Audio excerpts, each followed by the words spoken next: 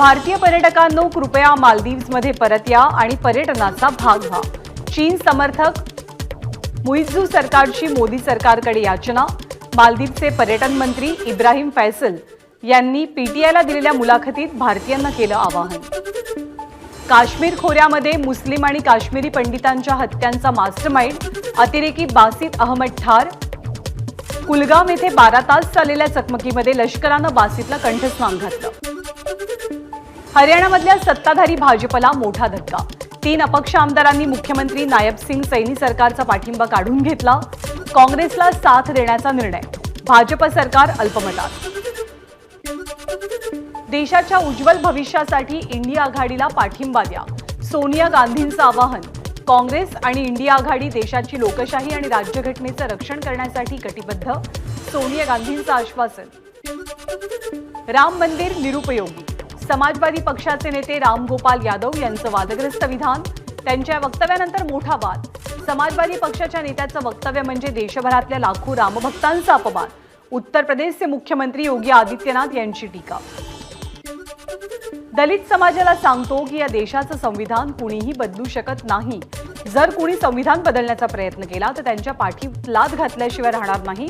संविधान ज्यांनी बदललं तेच आज संविधान बदलण्याचा आरोप करतात। रामदास आठवलेंचं काँग्रेसला उत्तर।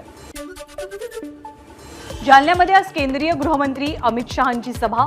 महायुतीचे उमेदवार रावसाहेब दानवे यांच्या प्रचारार्थ अमित शहांची संध्याकाळी 6 वाजता सभा। एका दिवसाच्या विश्रांतीनंतर शरद पवार पुन्हा ॲक्शन मोडमध्ये। आज शिरूरमध्ये दुपारी 1 वाजता सभेचं आयोजन। महायुतीच्या प्रमुख नेत्यांची आज मुंबईत बैठक। मुंबईतील मोदींची सभा आणि रोड शोच्या नियोजनाबाबत एमसीए क्लब इथे बैठकीचं आयोजन। मुख्यमंत्री एकनाथ शिंदे आज नाशिक आणि शिर्डी दौऱ्यावर। शिर्डी लोकसभा मतदारसंघात संगमनेर आणि श्रीरामपूरमध्ये सभांचं आयोजन। अभिनेता गोविंदा सुद्धा सभेला हजर असेल। लोकसभा निवडणुकीच्या 3ऱ्या टप्प्यात देशातील एकूण मतदानाची आकडेवारी 64.15%, तर राज्यातलं मतदान 61.44%। रत्नागिरी सिंधुदुर्ग मतदारसंघात 3 लाखांच्या मताधिक्यानं निवडून येणार। महायुतीचे उमेदवार नारायण राणेंना विश्वास। सर्व आमदार, जिल्हाध्यक्ष आणि कार्यकर्त्यांनी उत्तम काम केलं, राणेंची माहिती। रत्नागिरी सिंधुदुर्ग मतदारसंघातनं नारायण राणे 2 लाख मतांनी विजयी होतील। माजी खासदार निलेश राणेंना विश्वास। रत्नागिरीमधल्या शिंदे गटाच्या ज्येष्ठ नेत्याला नारायण राणेंकडनं दमदाटी, विनायक राऊतांचा आरोप। तर किरण सामंत कोणत्याही दादागिरीला भीक घालणारे नाहीत। किरण सामंत यांच्या बाबतीत विनायक राऊतांची प्रतिक्रिया। पुण्यातल्या वारजे परिसरात सुप्रिया सुळेंचं फटाके वाजवत आणि गुलाल लावून स्वागत। निकालापूर्वीच नगरसेवक सचिन दोडके यांनी सुप्रिया सुळेंना लावला विजयी गुलाल। बारामती मतदारसंघातनं सुप्रिया सुळेंचा जोरदार विजय होईल, जयंत पाटलांना विश्वास। पश्चिम महाराष्ट्रात कोणती एक जागा येईल हे महायुती सांगू शकत नाही, जयंत पाटलांचा महायुतीच्या नेत्यांना टोला। ईव्हीएम हॅक करण्यासाठी अंबादास दानवेंकडे 2.5 कोटी रुपयांची मागणी। सापळा रचत अंबादास दानवेंच्या भावानं 1 लाख रुपये घेताना मारुती ढाकणेला रंगेहात पकडून दिलं। जळगावात जैन समाजाकडनं विजयरत्न सुंदरजी महाराज यांच्या प्रवचनाचं आयोजन। उपमुख्यमंत्री देवेंद्र फडणवीसांनी विजयरत्न सुंदरजी महाराज यांचे आशीर्वाद घेतले। उत्तर पश्चिम लोकसभा मतदारसंघाचे ठाकरे गटाचे उमेदवार अमोल कीर्तीकर यांचा डोर टू डोर प्रचार। आमदार सुनील प्रभू आणि ऋतुजा लटके यांची उपस्थिती। गणेश नाईकांचं कुटुंब नाराज नाही, नाईक कुटुंब लोकसभेसाठी नरेश म्हस्केंचं काम करेल, मीनाक्षी शिंदेंची माहिती। जळगाव आणि रावेर या दोनही जागा बहुमतानं निवडून येतील, फडणवीसांना विश्वास। एकनाथ खडसेंच्या भाजप प्रवेशाबद्दल मात्र फडणवीसांनी बोलणं टाळलं। खासदार राजेंद्र गावित यांना 5 वर्ष सांभाळलं, आता तुम्हीही नीट सांभाळा। पालघर शिवसेना शिंदे गटाचे आमदार श्रीनिवास वनगाव यांचा मंत्री रवींद्र चव्हाणांना टोला। ठाणे लोकसभेचे उमेदवार नरेश म्हस्केंनी पुन्हा एकदा गणेश नाईकांची भेट घेतली। निवडणुकीसंदर्भात दोनही नेत्यांमध्ये चर्चा झाल्याची माहिती। लोकसभेत ज्या पद्धतीनं खोतकर आपल्या सोबत आहेत तसेच विधानसभेत त्यांच्या सोबत असू। जालना इथल्या प्रचार सभेमध्ये रावसाहेब दानवेंचं शिवसैनिकांना वचन। पुण्याच्या सासवडमध्ये महायुतीच्या उमेदवार सुनेत्रा पवार यांनी मतदान केंद्र प्रतिनिधी आणि मतदारांची भेट घेतली। यावेळी शिवसेनेचे नेते विजय शिवतारे सुद्धा उपस्थित होते. गिरीश महाजन संकट मोचक नाहीत तर संकट आहेत. माजी खासदार उन्मेष पाटलांची जोरदार टीका. 2 नंबरच्या पैशातनं या आठवड्यात लक्ष्मीचं दर्शन होईल अशी टीका. गेली 10 वर्ष विकास रखडला होता. आपला खासदार कोण हे विचारण्याची वेळ आली होती. आमदार नितेश राणे यांचा विनायक राऊतांना टोला. महाविकास आघाडीकडनं अतिरेकी अजमल कसाबच्या नावानं राजकारण. भाजपचे प्रदेशाध्यक्ष चंद्रशेखर बावनकुळेंचा आरोप. शरद पवार आणि जयंत पाटील घाबरले. बावनकुळेंची टीका. नरेंद्र मोदी पुन्हा पंतप्रधान झाल्यावर त्यांच्या आशीर्वादानं अहमदनगर जिल्ह्याचं नाव अहिल्यानगर होईल. फडणवीसांचं वक्तव्य. तर जिल्ह्यामध्ये 4 MIDC होणार. फडणवीसांकडनं आश्वासन. देशाचा पंतप्रधान बदलणार नाही आणि अहिल्यानगरचा खासदारही बदलणार नाही. सुजय विखेंना विश्वास. शेतकऱ्यांना त्यांच्या हक्काचं पाणी देण्याचं काम केलं जाईल. विखेंचं शेतकऱ्यांना आश्वासन. मुंबई ठाण्यानंतर वाघाची डरकाळी छत्रपती संभाजीनगरमध्ये.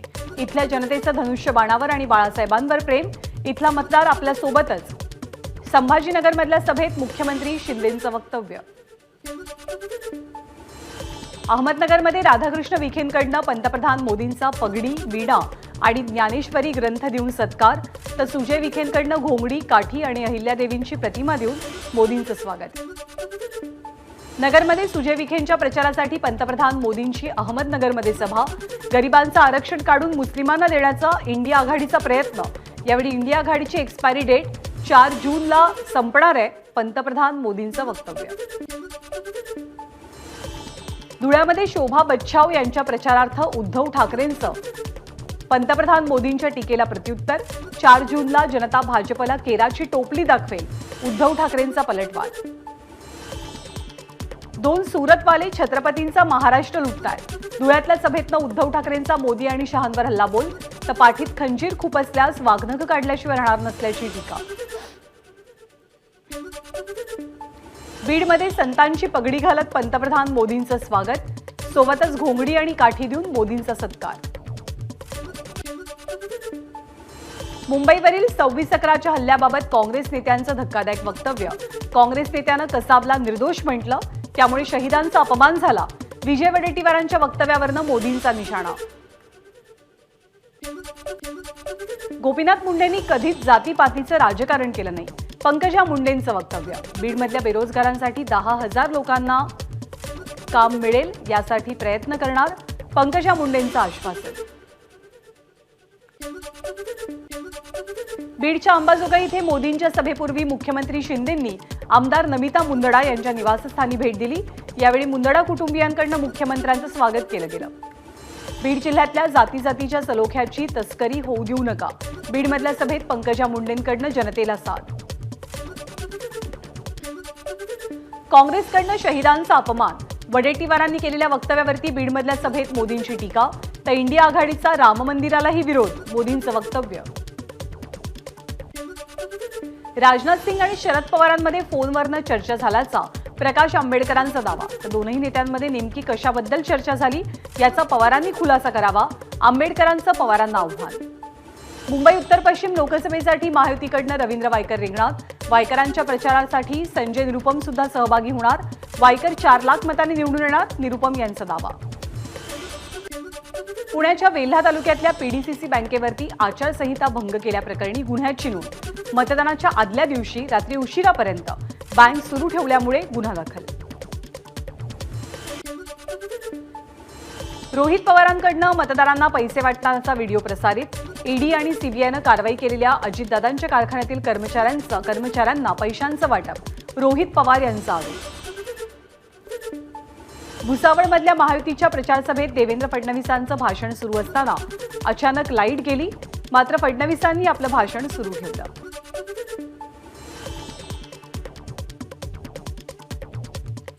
जालना लोकसभा निवडणुकीमध्ये एकत्र आलेले महायुतीचे उमेदवार रावसाहेब दानवे आणि शिवसेनेचे नेते अर्जुन खोतकरांचा संयुक्त मेळावा. या मेळाव्यात रावसाहेब दानवेंनी अर्जुन खोतकरांसोबत हौसेनं सेल्फी काढला. मराठी भाषेला अभिजात दर्जा देण्याचं काम शेवटच्या टप्प्यात. भाजपचे सरचिटणीस विनोद तावडेंची माहिती. काँग्रेस खासदारांनी कधी मराठी भाषेला अभिजात दर्जा देण्याची मागणी केली का? तावडेंचा सवाल. मराठी नॉट वेलकम म्हणणाऱ्यांना कृपया मत देऊ नका. जे आपल्या भाषेचा आणि संस्कृतीचा मान ठेवत नाहीत अशा लोकांना मतदान करू नका. रेणुका शहाणेंनी एक्स माध्यमावरती आपलं मत व्यक्त केलं.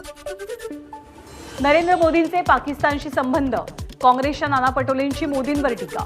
काँग्रेस पाकिस्तानची बी टीम असल्याच्या मोदींच्या टीकेला प्रत्युत्तर देताना पटोलेंचं विधान. आरटी बाबतच्या परिपत्रकात बदल करण्याची तयारी. राज्य सरकारची हायकोर्टात माहिती.